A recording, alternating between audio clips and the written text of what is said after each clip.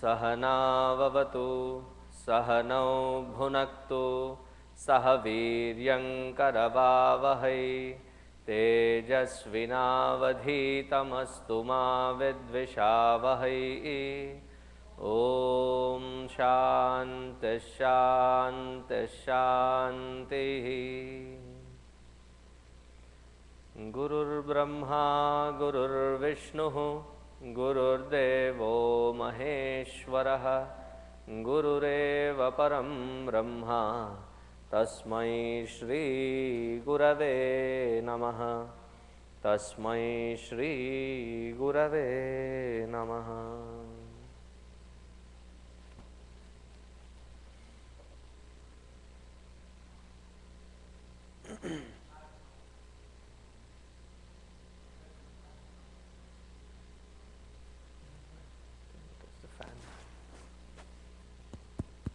Do you hear the resound? Okay, fine.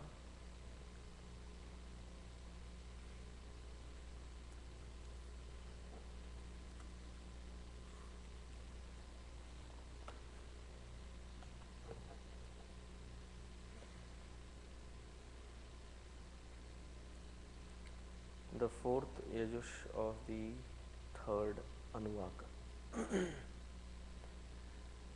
नमो निचेरवे परिचरायारण्यानां पतये नमो। नमो निचेरवे परिचरायारण्यानां पतये नमो।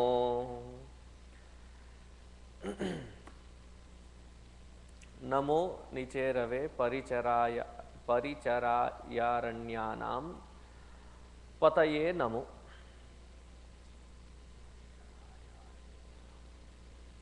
Salutations निचेरवे, निचेरु उकारंत शब्द, to the one who wanders around. Nicheru, the one who wanders around with a specific mindset, in a smart way, the one who keeps wandering around. Paricharaya, paricharaya, the one who is constantly on the move, trying to find the next target to steal. So we are still on the count of different kinds of thieves that the Lord takes shape or form as. Aranyanam, Aranyanam, those who stay in the forest and from there they attack and rob.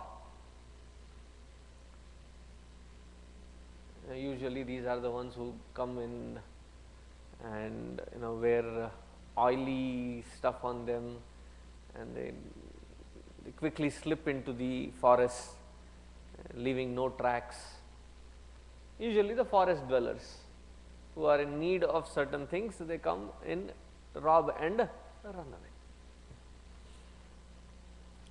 So salutations to the one who wanders around in a very smart way. Salutations to the one who is constantly on move, trying to find the next target. And to the Lord of those who dwell in forests, such thieves, forest dwelling thieves. Namo nicherave paricharayaranyanam pataye namaha.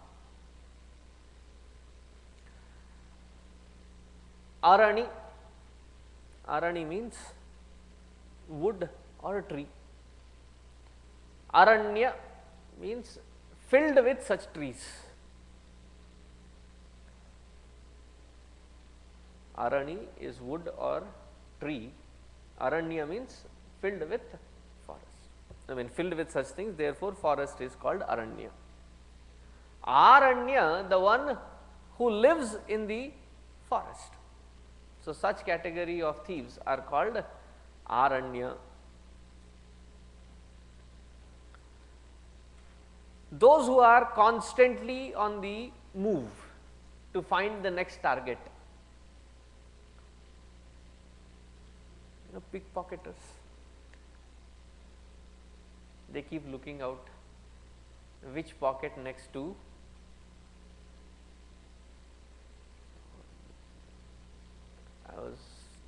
somebody who saw this video brought to my attention, and online there are courses how to pick somebody's pocket.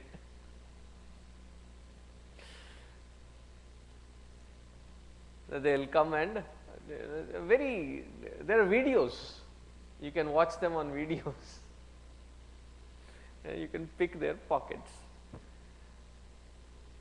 And where do they observe? When you buy something, when you are in a rush, usually you have wife or husband, few children, and if you have come with your parents as well, everybody in one direction, in their own directions, and you are like lasso-less lasso, that you are constantly vigilant and trying to keep an eye on, and suddenly this kid or the group of them said, let's have some coffee or let's have something, and then you inadvertently pull out your wallet and then take out, and it is at that time they observe, and then they visualize where exactly you will be for, and then they will come, and then by the time you realize, and there is a syndicate, there is a network. Now, the one who picks does not keep it for more than 30 seconds. It changes hands in such swift way that you will never be able to find in that entire shopping complex or wherever you are, or in the bus stand, where exactly is this wallet gone. So, such people are called nicheru. Then nitaram paritaha charanti. Nitaram paritaha charanti, those who are constantly move. One thing is their security. They are so scared that they do not want to be seen in one place. They are constantly moving. Now, on a serious note, who are all these thieves? Who are all these people? So, that which constantly is on the move and moves about all over the place in search for something to snatch, grab, such mind is called nicheru or parichara. Such mind which is constantly on the lookout. What happened to the earlier thing that you are hanging on to? Bored. And these days kids, I am really, they watch and do something in 15 minutes. Dad, mom, I am bored. And there is no solution for that. Give anything to them. After 5 minutes, I am bored. Do some artwork or sketch or draw something. 2-3 minutes, you have taken effort, 5 minutes to pull all that material out and give it to them, spread it to them. 2 minutes, 2 lines here and there. I am bored. Constantly moving, constantly looking out. Our minds are no better. Have you ever watched yourself how many channels you flip? Even if that show is very interesting one and if there is an ad time, immediately you will flip to the other ones to see what is happening in the other thing. Don't we do that? There are some smart TVs wherein they have PIP, picture in picture. Then you will be following one thing, but there will be something else also scrolling around.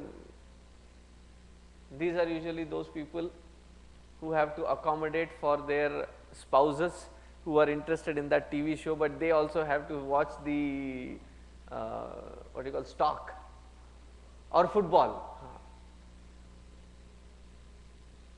and then they're closely watching it. How many channels will we change?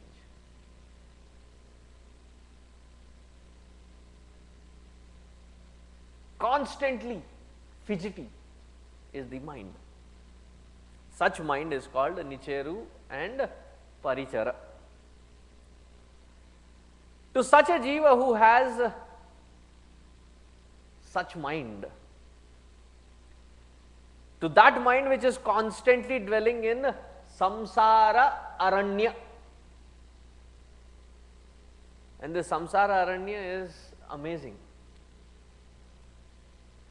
Pick your choice, and there is a forest of that kind.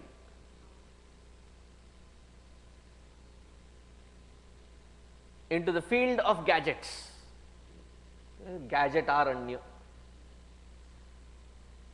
You get one thing, and by the time you really understand how to use it, it has already been outdated. There was 4S, you are getting acquainted with 4S, then came 5S, 5, okay, iPhone 5. And now there is already, you are settling in with 5, and there is already 5C.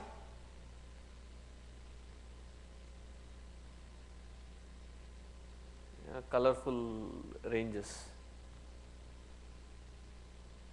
The software and everything.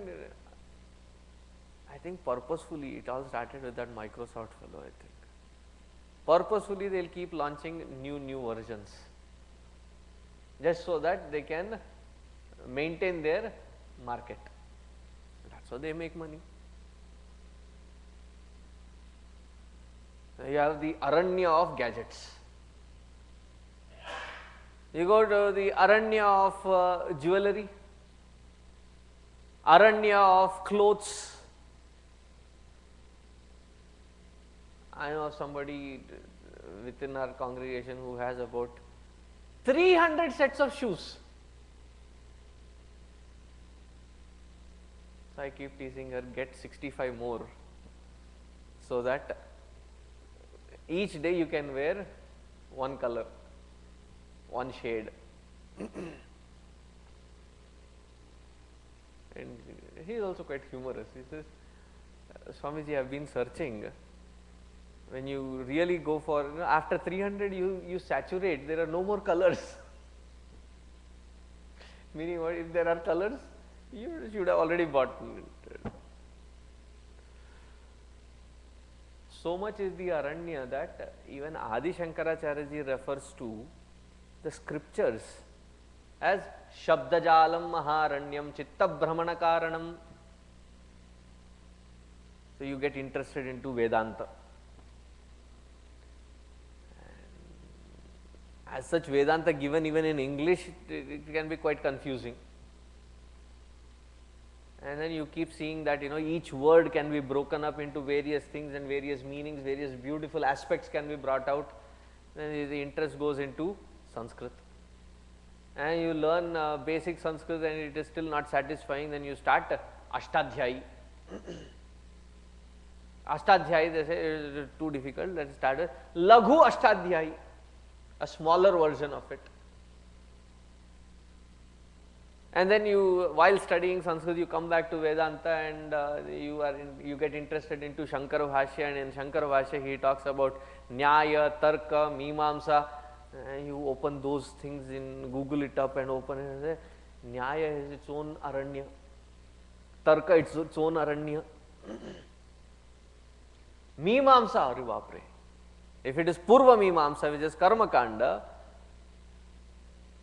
there are so many clauses, there are so many exceptions, that by the time you finish the exceptions and you forget what the actual rule was. Like for a simple example, you have to do, unless you have taken sannyasa, until then you have to do your Gayatri Sandhya Vandana. So early morning, Pratara Sandhya, you have to do it before Suryodaya and offer oblations and not oblation, the Arghya. Arghya ko kya bolte hain? ऑब्लेशंस ही बोलते हैं. So you offer that arghya to Lord Surya before Suryodaya. If by mistake, for some inadvertent reasons, you wake up late, then you offer an extra arghya as your paschatapa. Therefore, that paschatapa becomes a regular process.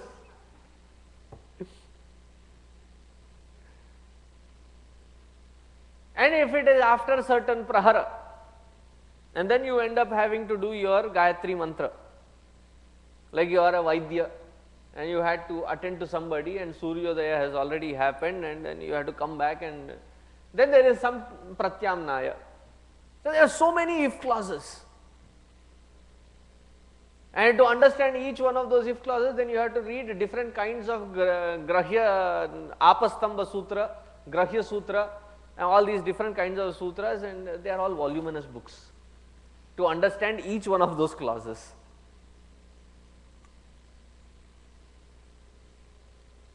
And you talk about Uttara Mimamsa Vedanta. In Vedanta you have Dvaita, Vishishtadvaita, Advaita. In Advaita you have again Shankara Bhashya, then you have Sureshwaracharya Bhashya, then you have Anandagiri Tika, then you have Sridhari Tika, almost all different, at least the Prasthanatraya. Karne the kuch, we get lost in different kinds of aranya. So here he says, what is the aranya? Samsara aranya. And this Nicheru and the Parichara is constantly lost in this aranya.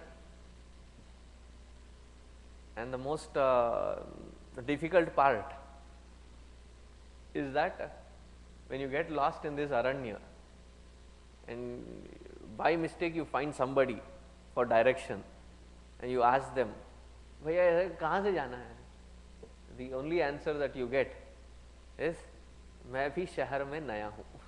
I am also new to this town or city.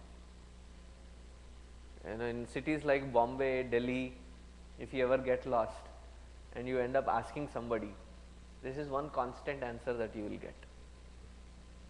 I am also new to the city, I don't know. You have to ask the busy person. So when you will get lost, you should ask the taxi driver. When you are on the platform, you should talk to the porter. Even sometimes the ticket collector will not understand. The porter will have the know-how.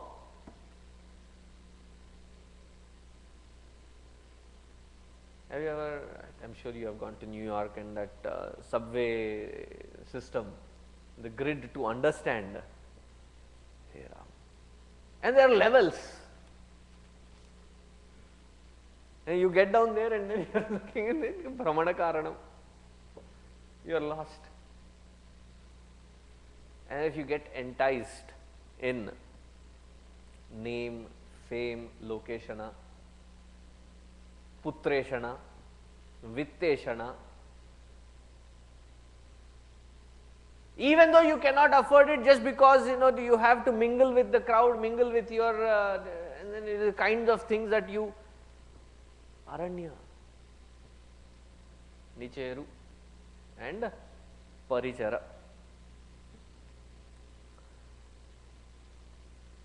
To all such people who are lost, the one who is the only solace, to such pataye namaha. To all those who are, all these minds which have lost itself in the track, the only solace to get out is that Lord. This is one meaning. The second meaning gets better. The second meaning is Nirantaram paricharyam kurvanti iti te bhakta jananam. Parichara means paricharyam. Paricharyam upasanam bhaktim kurvantaha. Those who do the constant paricharya seva of the Lord. Such devotees, those who have submitted themselves in constant puja and worship of the Lord. They in fact are so eager that they wait for that opportunity to feel that blessedness, to do and offer that seva to that Lord. Nirantaram, constantly and consistently. They look forward for that kind of opportunity. Wherever they get the opportunity. And their outlook of interacting with the world has so changed that it is no more dealing with different kinds of relations. The only relation is Bandhava Shiva Bhaktascha Swadesho Bhuvanatrayam. That everybody is nothing but a great devotee of the Lord. And that Lord I cannot see, but his devotees can be seen, and the Lord himself is appearing in this form. So my opportunity to serve them. And once you get to this attitude, there is no feeling of burnt out. When we come to the point wherein my husband is like this, my wife is like this, my children are like this. Good, one problem solved. You now know how your husband, wife and children are. You just have to know how to handle. How long will I keep doing the same thing? I feel however long it takes.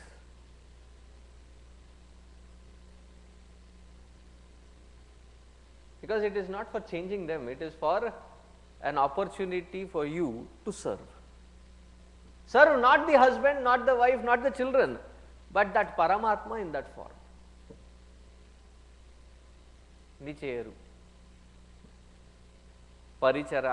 This is Paricharya.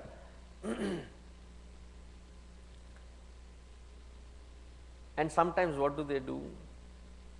In their intensity to serve the Lord, they even seek going into solitude. Aranyana. I am not talking about those who go once in a while,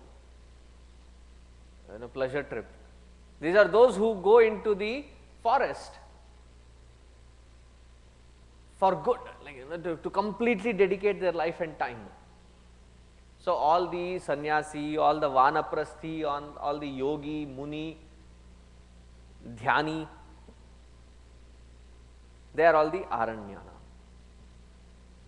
So such nicheru, paricharaya, aranya bhaktas, there is only one Lord for all of them, and that is Bhagavan himself. To such Lord who uplifts such nicheru, paricharaya and the aranya bhakta, to such Lord Shiva my prostrations, salutations again and again.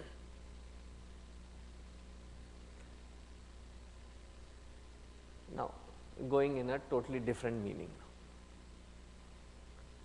In this is nicheru are those thieves. Nicheru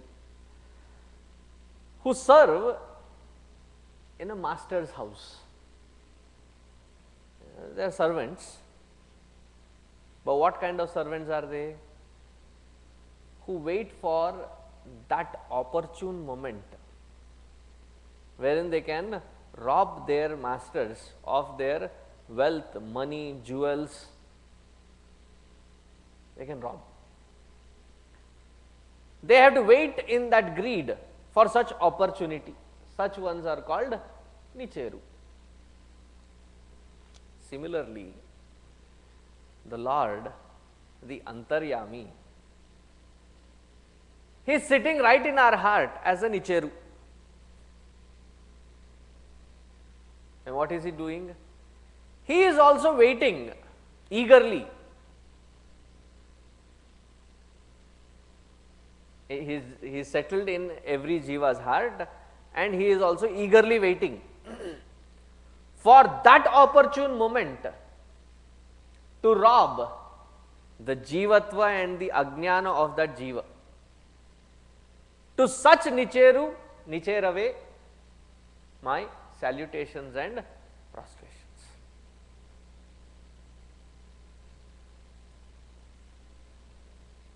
Nicherave. We find sometimes, there, not often, but we do find sometimes people who are complete extroverts, into the party, organizing it, attending it. Their schedule is constantly busy, morning, evening. It is not just weekends, every day is their lifestyle. And suddenly there is a U-turn in their life. What happened? Enough. I have lost interest in all those things. What are you doing? I attend katha anywhere. A sudden U-turn. What happened?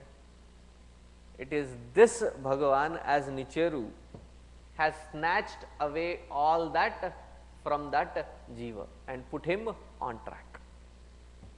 To such Nicherave, my salutations, my prostrations.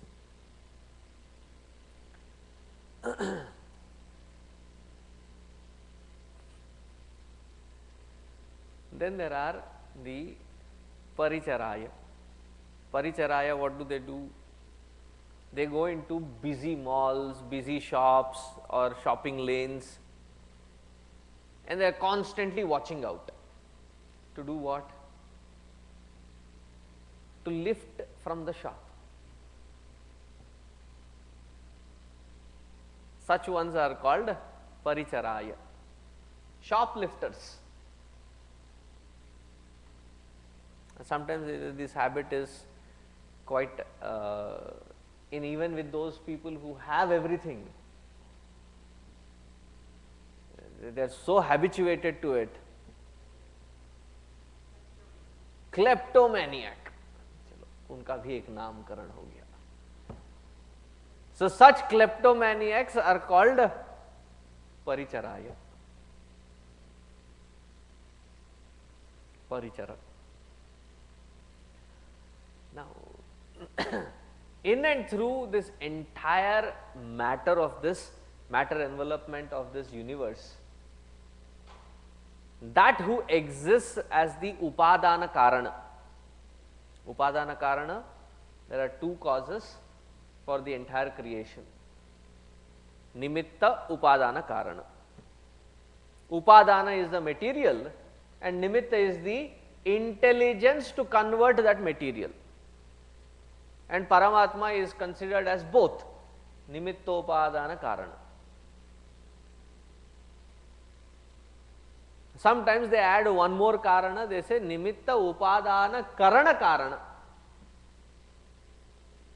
Two technical words. What it means is that in order to make a roti, what do you require? What do you require for make a roti? Atta. Some dough is required.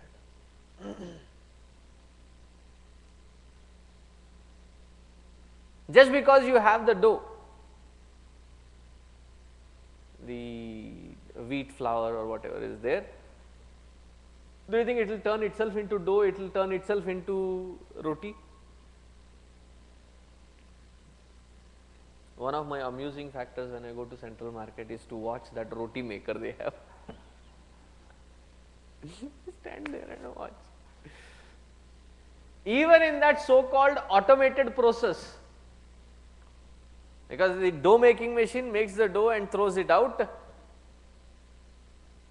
and the one which flattens it and churns it out as a roti is ready, but there has to be somebody who makes them into little balls and throws them on that correct slot. You throw them too close, and instead of roti it will become one pizza crust. It will become too close and it will be clustered. You have to throw it at the right spacing. And if you have observed them watching, it has become so mechanical for them that they are constantly throwing it in, and it falls right on spot.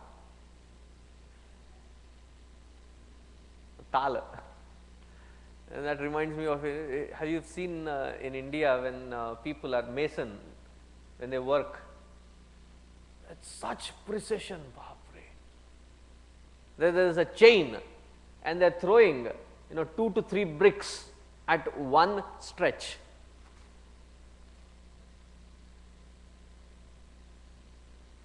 And the other side, the mason who is actually arranging them and cementing them, he is also very efficient. He receives them, arranges them, tuck, tuck, tuck, and immediately aligns them, pours the next layer of cement. By the time he is done, there is next set of bricks coming and he arranges them. And even in the most sophisticated automated process, there needs to be some intelligence. And then the upakarana, the instruments are required. See, well, cooking in India and cooking here, the only difference is the time taken to cook here is faster. Yes.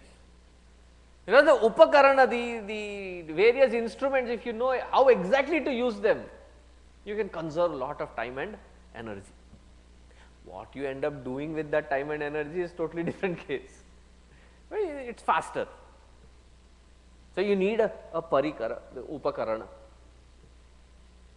So, to make something in this world, we require the material cause, the efficient cause and the instrumental cause. So, the intelligence cause is called the nimitta, material cause is called the upadana, and the karana is the instrument. Now, here we are just taking one of the aspects of creator's creation. Now, what is it? He is the upadana karana. He has expanded himself as the very material of this entire universe. So, when we look at him as the material cause of this entire universe, so when the sadhaka is ready and sees that existential reality of this world, that day when we appreciate, even at the intellectual appreciation, where there is a conviction born that everything sentient or insentient is nothing but pervaded with that Paramatma alone. The moment that conviction is born, what does this Paramatma do? He snatches away, parichara, he snatches away. What does he snatch away? The ajnana, the final layers of ajnana of this sadhaka. Therefore, he paricharaya namahatte, my prostrations and salutations unto you.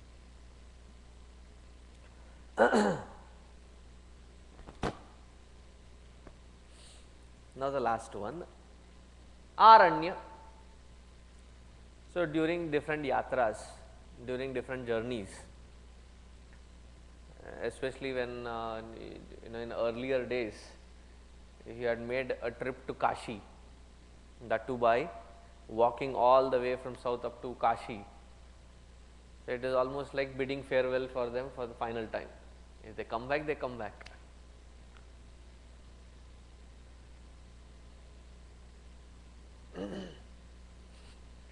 One our Swamiji, he is now sannyasi, Prathameshanandji, he says, we went to Kailash Yatra, so he used to say, if we come back alive, then it is Kailash Yatra. If not, then it is Kailash Yatra. Pata nahi, ho sakta hai. So, you go on a long journey, you have to go through dense forests, and people plan on. I remember when I was very, very young, and we were going through this very thick belt after we had crossed Palani. And in that particular belt, after crossing Palani, we were moving into Karnataka, that South Indian tour kind of a thing. All families of father's friends and everybody had joined. And after the Palani, there is this steep hill that you have to cross, various hills. And suddenly the vehicle had lost its momentum. That fellow was really struggling, the driver was struggling to pull that vehicle. And suddenly what it felt like was one of the suitcases falls, and suddenly we stop. I remember my father recognizing that it was our suitcase. So he quickly jumped out, ran to grab the suitcase, and the entire bus from all directions was being pelted down with stones. It's some herbal thing which was like poisonous thing, they were throwing. And the glasses were breaking. I have that vivid memory of that yatra. That was the outstanding experience. And by the time my father, he was also hit by a couple of stones here and there, and he grabbed that suitcase, got in, and while just getting in, he saw the top. In India, the all the suitcases are all with the tarp, and then they tie it down. He said all the tarp was gone. This was the last piece of suitcase.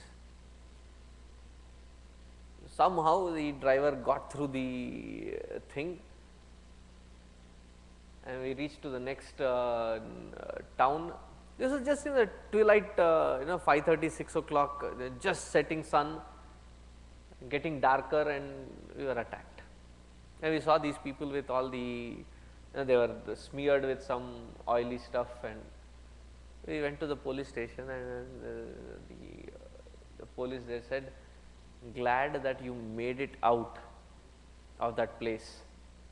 Because usually they throw the last, if they were so efficient that they could take away 40 people, at least 2-3 suitcases very efficiently out. How could they miss the last one and throw it down? It was done on purpose, so that you will stop your vehicle, and then they will come inside and take away all your valuables. That is a plan. So this is how the Aranyaka attack. And aankho dekha hal. So in this yatra, on the highway, robbers, in thick jungles and forests, they rob.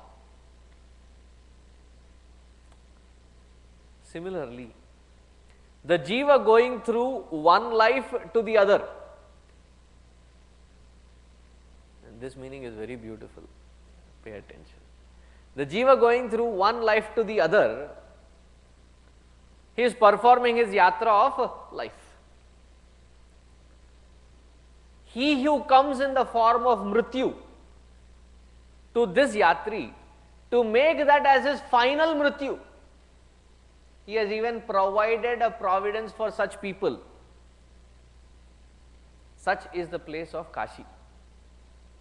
And what is the saying? Kashi marata mukti karata. That you die in the place like Kashi, what happens there?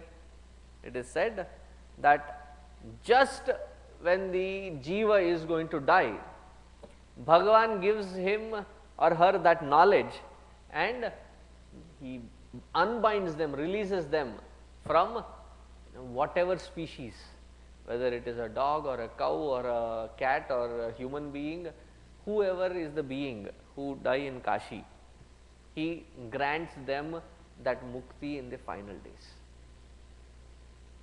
Even today, every time I go to Kashi, I do spend some time in Manikarnika Ghat. Have you been to Kashi? Kashi you have been, right? Kashi nahi hai. So there is this Manikarnika Ghat, and the reference of this Manikarnika Ghat is in the Puranas, even in the Rama's time, even before Rama actually, even long before Rama, Harishchandra's time. There is a Harishchandra Ghat as well. There is a Harishchandra Ghat as well. But this Manikarnika Ghat is ancient, it was even mentioned in Harishchandra's time. Harishchandra Ghat was after Harishchandra. So there the the one who is in charge of burning away all these dead bodies that come in, he was an elderly man. Last time that I met, he was an elderly man, about 60-65 years old. And he says, I have been working with my father in this ghat since I was 8 years old. I says, there is not a day that passes by since he is 8 to now, what is 63, 64, not a day that has gone by wherein there are not, I mean, the ghat is multiple layered, at least 8 layers. And each layer there is a facility for at least 12 bodies to burn. Even in the most rainy season or flooded season, there is at least one layer full of 12 bodies burning at any given point of time. People from various parts, those who are deeply in bhakti of Lord Shiva, I have seen people come all the way from Malaysia, Sri Lanka, all these different places, to spend and breathe their last moments in Kashi, the final moments. Why? The promise that the Lord has given that any prani breathing his last in that Kasi Kshetra is given mukti. So the one who comes in the form of Mrityu and finally unbinds them, releases them from all this chakra, to such a, we have that even in Bhagavad Gita it comes, right? Antakale cha mameva smaran muktva kalevaram. In the last moments when you think of the Lord, he comes and releases us from all bondages. And the famous story is in the Puranas, the Prasiddha story is of the Ajamila. His youngest child's name was Narayana, and by mistake, in that fear of seeing that monstrous looking Yamaduta, he was so scared that he started calling out for his son Narayana. And comes from the same roof there is this Vishnu Parshadas. This is, what is this that I am seeing? One of them is trying to pull and the other one is trying to ease him out and take him to Vaikuntha. And all because in the last moment of his life, he says Narayana. That is why, Baba. That is my last insurance. Because that last moment, how we pass, is not in our hands. Kulashekar Alvar in his Mukunda Mala, he says, in the last moment of our life, how we quit. Kapha vata pitta jvaraihi piditaha. You want to say Narayana, but instead of Narayana,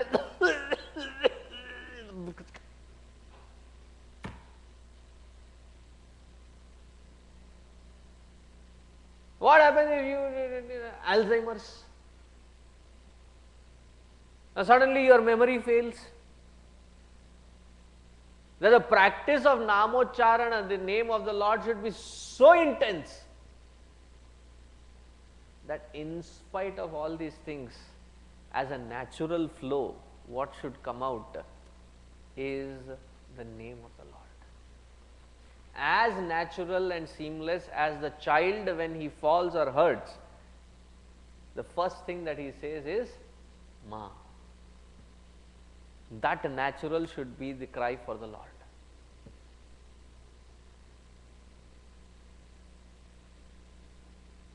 For that one reason, I will tell you that Gandhiji was a leader. But for that one reason, that last moment that he was shot, he said, Hey Ram, Hey Ram, Hey Ram. To the name of the Lord. Why getting shot? If somebody out of the blue comes and slaps you one, what is your immediate outcry? What is your immediate reaction? Is it Narayana? Is it Govinda, Madhava, Mukunda, Rama, Krishna?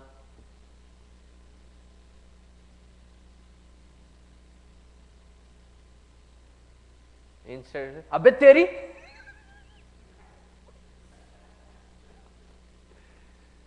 Narayana. Kshantavyo me parada. From the Vyasapita. Not supposed to take cuss words, but you get the point.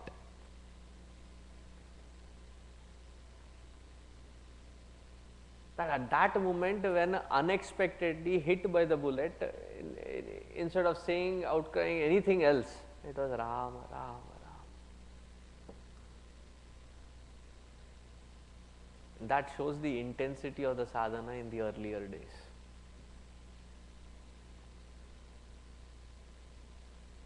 That even if you did not understand Vedanta, even if you did not understand Rudram, Namakam, Chamakam, even if you could not chant anything, even if you could not do one charity, fine, keep chanting the name. Make it an incessant habit. You sneeze, at least in this sophisticated country, what do we say? That is for the one who has sneezed, we all say, blessed you. The one who is sneezing, what do you say? You're like, excuse me. It's almost in the same breath. When you are born from your mother's womb, did you come with that habit? I mean, these kids look so cute when they sneeze. Have you seen the infant sneezing? And then they'll see, like, they're watching some stars around them. दिखते होंगे, पता नहीं, तारे नजर होते होंगे. Nobody came up with, excuse me. Why haven't we made that a habit? As soon as we sneeze, we say, excuse me. If we could learn the habit of saying excuse me, can't we make the habit of saying Narayana first and then ask for excuse? A very elderly lady I saw in a shop, she sneezed. And instead of excuse me, what she said was so amazing. She said, bless me.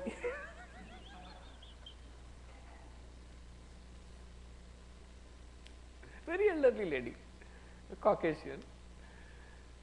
So she sneezed and said, bless me.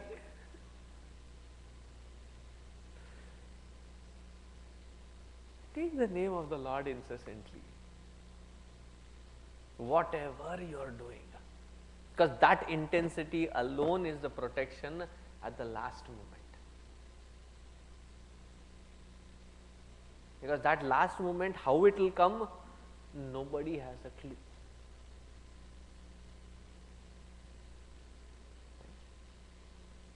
It's the art of dying.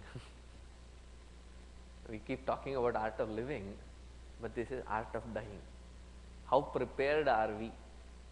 Because if we are not prepared, if we are not mature and death happens, which can be any moment. Often I visit, people of our congregation when they are hospitalized and things like that, especially the terminal cases. It's a very overwhelming feeling. You look at them, you look at the status that the doctor prognosis, and there is no hope. I am not somebody who can promise a miracle either. Then I touch and say, ding, suddenly you wake up. It's a very overwhelming feeling to stand there and do what? Only one thing I do. I sit there and chant the name of the Lord along with them. I ask them to repeat it along with me. I said, Bhaiya, keep repeating this name.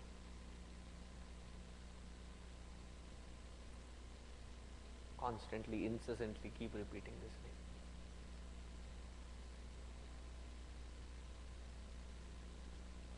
Even if you are hurt, pain, whatever it is, repeat the name. That is the insurance. I tell you, effortless insurance. You don't have to stand on one leg. You don't have to go on fasting and say, Om Namo Bhagavate Vasudeva and do all kinds of tapascharya and Dhruva, a little kid, did not eat food for months at stretch to have Bhagwan's darshan. Here Bhagwan says, last moment, ek baar bolo Narayan. Namah Shivaya, Namo Rudraya. Therefore, we have all the names of our children, the names of gods. Recently, I met a person, inadvertently he introduced me, what is your name? I said, I am Mark. What? I said, my name is Markandelu. You have such a beautiful name. Why are you butchering it with Mark? Get on to the mark and say it as Markandelu. Every time in front of me he ever introduces, he says Mark and then looks for me and says Markandelu and he changes it. Narayana becomes Nick. Krishna anyway becomes Chris.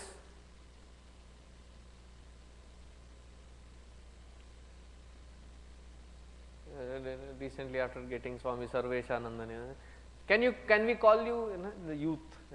Can we call you Swami S? I said no.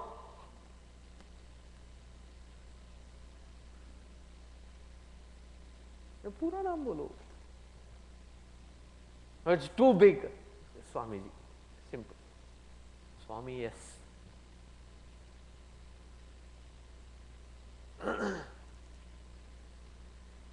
No, in front of me they call me Swamiji, but between them I spoke to S. I overheard.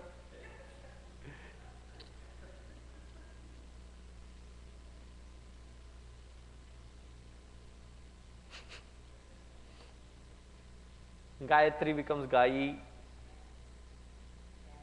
Ganesha becomes Gans.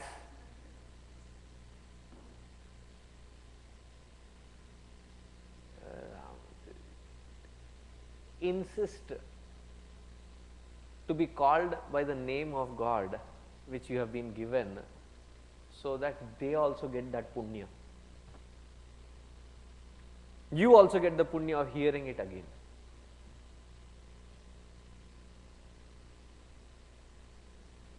Samba Shiva. I just remembered there was one more person. I am Sam. I tease him even today, Uncle Sam. You are the one that we pay taxes to. Take the name of the Lord Baba. In this yuga, in this time and age, no other easy process.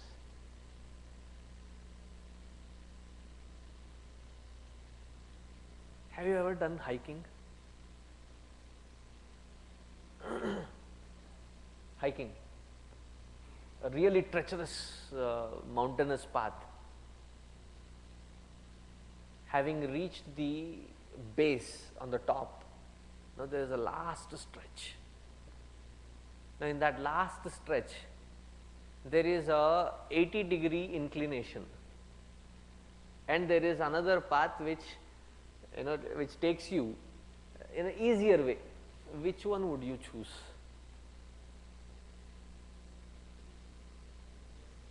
The easier way. Similarly, ध्यान हुए न हुए, ज्ञान हुए न हुए, नाम मत भूलना.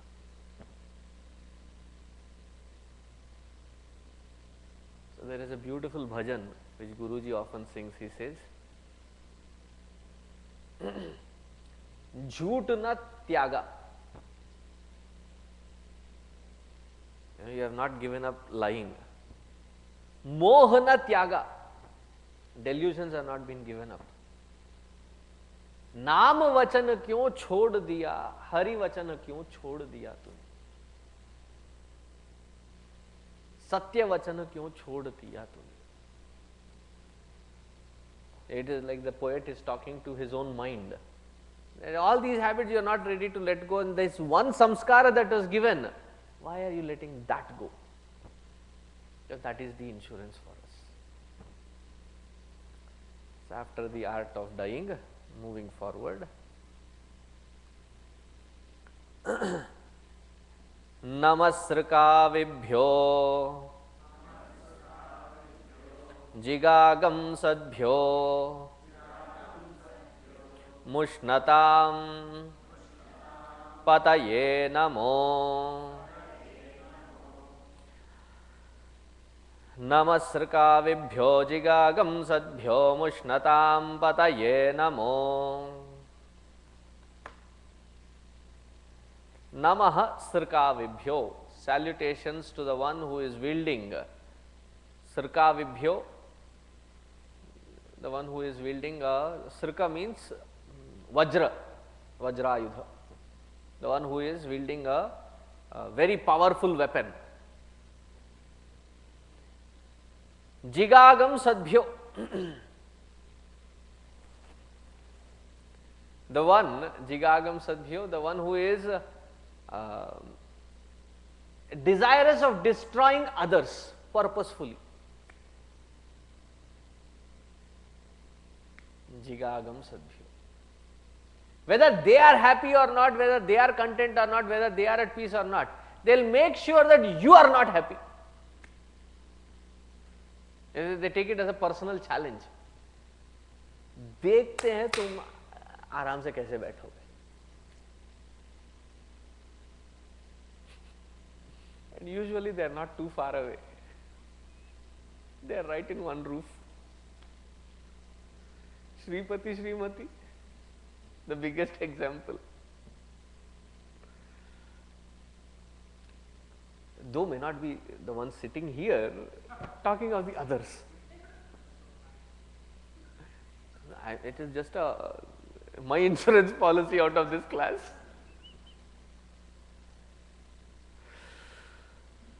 Jigagam Sadbhyo, the ones who are intent on destroying others. Mushnatam, Mushnatam, those who steal from the fields. See, they work in the field for some zamindar or somebody who owns the land. So you have to employ some people, so they come and work. And in the evening when they go, they come with the pot full of their whatever they have to survive on as their lunch. In the evening when they go, if there is a mango grove, a few mangoes, few little tomatoes or grains,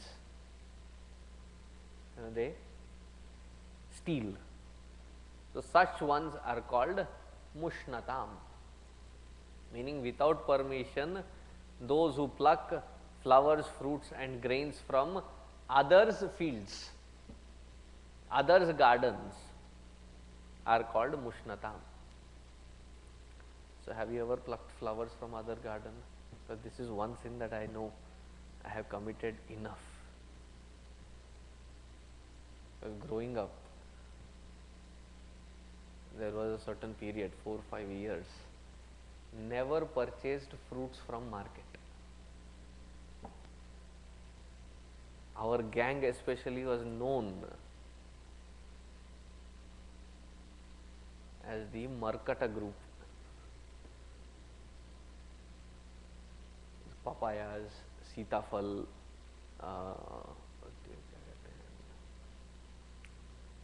Chiku, guava. That was the fruit that I was saying. उसको हम अमरूद बोलते थे, अमरूद और the guava. Pomegranates. I don't know if I've ever narrated that story. So we had this lady who had a very tasty pomegranate plant in her backyard. A seedless one, really this big that it would grow.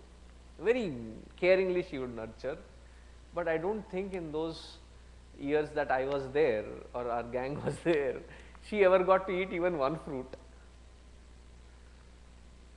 So we would climb the fence and it was not a bush, it was a tree, so we had to climb. So one of us would climb and she would cover all these fruits with some plastic cover wrapper, so that nazar na lage, some evil eye. So she would cover it up. So we would pull that out, put it to a small little one, cover it. For her the count still is there, but it is on a wrong fruit. And one day they are dogs. So the dog was let loose. I was on the tree and the dog was hovering around. It was the big ones, the Alsatian kind. Almost reaching with its feet, 5 feet high. And if I go any higher than that, the branches will break. So I asked my friends to immediately go to the nearby store on Udhar, get a biscuit packet, and they had to throw it perfectly right at my hand so that I could throw the biscuits away. And I threw the biscuits, got quickly, ran to the fence which had a barbed wire on it, and almost out. Just in that nick of time, it ate those biscuits and ran for me. Man. And he did not catch me, but in that fear of being caught by the dog, more than the fear of being caught by the dog and bitten by it, it is the 14 injections afterwards and the wrath of parents that I had to hear. Quickly I did a mistake and the knee caved in, and I still have it, a big scar. This whole thing, the skin got ripped off because of the barbed wire, all for one pomegranate. And in the village, we were notorious for, all these houses had coconut trees, and the coconuts would be there and they will keep falling off rotten, and they would not know what epidemic was taking over. The epidemic was as the Mercator group. So we would watch the houses, we would go with a big nail on the top, not on the bottom of the coconut as it is hanging. If you have the skill, it usually is, it has 3 faces. Right where the ending of the face merges onto the top, there are 3 holes. So you quickly poke and one of the hole caves in. One of the hole is always very weak. Did you know that?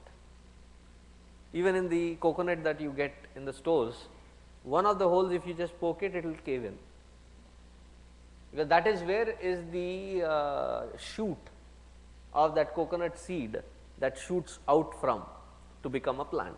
That is why it is weak. So we would go ready with a straw, put it in, the coconut is still there. 15-16 coconuts, drink the water, come back.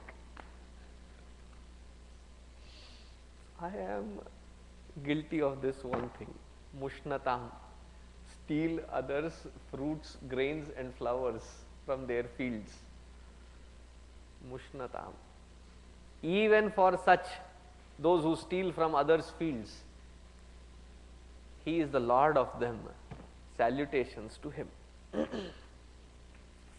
Now what does this mantra have to say? Sruka means Vajra, Vajrayudha. And those who want to protect themselves with the Astra.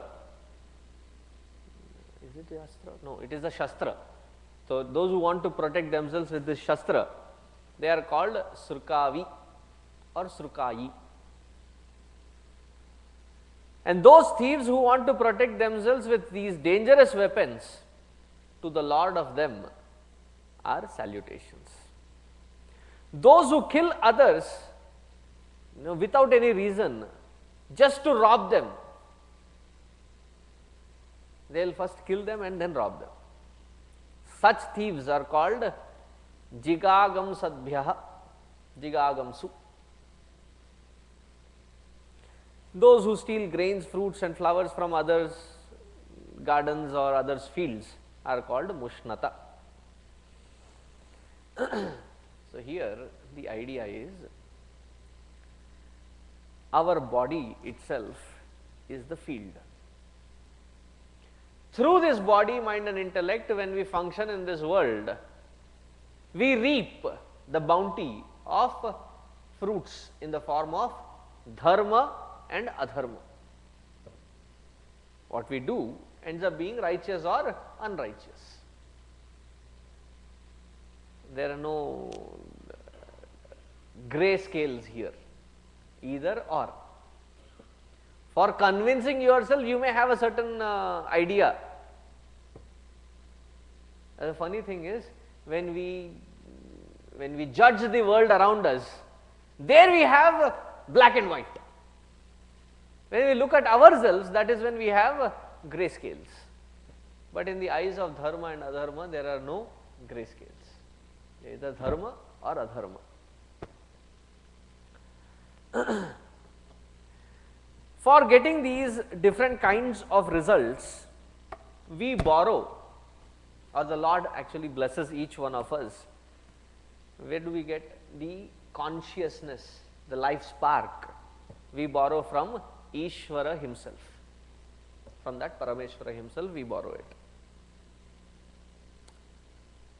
So while going through life, when the sadhaka goes through some really treacherous, overwhelming situations, painful situations, in such moments, it is the Lord who gives us Viveka Buddhi. It's amazing, a psychological fact, that whenever we are troubled, when we sit down, close our eyes and think of that problem, from the silence of our analysis, the first thought that usually comes is usually the solution. But then we start arguing inside. And most of the times we do exactly opposite to what that first thought had prompted. Bhagavan has not just given us buddhi, but he has given us buddhi yoga. In that shloka, Bhagavan says, Dadami buddhi yogam tam yenamam upayantite. Bhagavad Gita. So those who surrender to the Lord, what does he promise? He does not promise any chamatkara. He says, you have the buddhi, but it is not connected. Yoga means to get connected. What will I do? I will reconnect you to your buddhi, that viveka buddhi. So when that viveka buddhi happens, what happens? It annihilates, it destroys the doership, and it does not even give, that viveka buddhi does not even look for any traces of the doership to be left over. And then with this doership gone, while enjoying the fruits of action, when we, with this very Viveka Buddhi, we stand with the conviction of non-doership, to such a Jnana Vritti, there is neither dharma nor adharma. That vasana gets washed away, and there is no further trace of vasana repercussions retained back. So, the one who arises in our buddhi as Viveka, snatching away the bounty of our karma in the form of dharma and adharma, and transcends us beyond dharma adharma, such one is called Mushnata.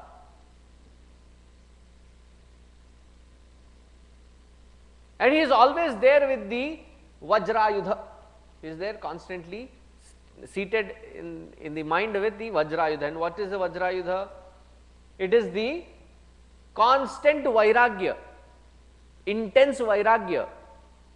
And with that, he, unconditionally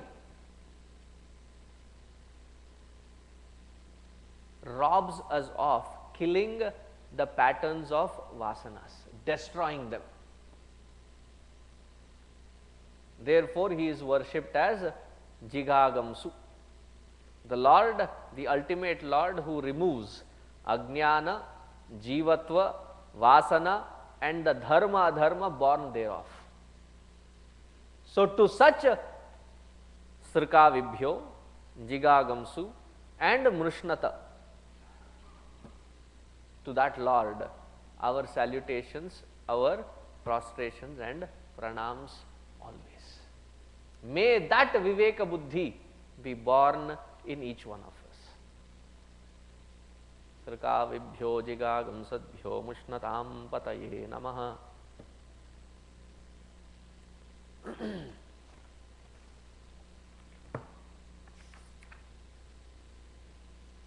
think I will stop here.